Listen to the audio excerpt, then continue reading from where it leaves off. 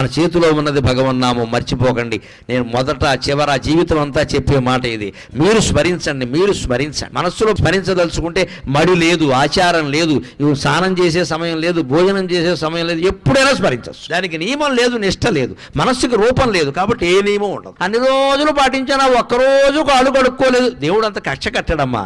దేవుడిని పిశాచం అనుకోకండి, దేవుడు ప్రియుడు. నువ్వు ఒక్కరోజు నియమం తప్పితే దేవుడు కక్ష కడతాడా? అలా అయితే దేవుడు అవుతాడా? అంతగా మనకు బాధ అనిపించింది అనుకో, అమ్మా ఏదో పొరపాటు చేశానమ్మా అని అమ్మవారి దగ్గర చెబితే క్షమించదా? ఆవిడ తల్లి అండి. భగవంతుడి దగ్గర భయం ఉండకూడదు, ఎప్పుడు హాయిగా చనువు ఉండాలి, ఒళ్ళో కూర్చునేలా ఉండాలి. గద, శంఖం, చక్రం, ఈ ఆయుధాలన్నీ వెనకాల వచ్చాయంటే నువ్వు నారాయణాయ నమః, ఓం నమో నారాయణాయ, ఓం నమో శివాయ, శ్రీమాత్రే నమః ఇలా ఏదో ఒకటి చెప్పిస్తూ ఉంటే సర్వాయుధాలు త్రిశూలం సహా నీ వెనకాల తిరుగుతూ ఉంటాయి. నీ జోలికి ఎవ్వడు రాడు, నీ ఇంటి జోలికి ఎవ్వడు రాడు, నీ భార్యా పిల్లల జోలికి ఎవ్వడు రాడు. వస్తే మటాష్, తిరుగులేదు ఇంకా.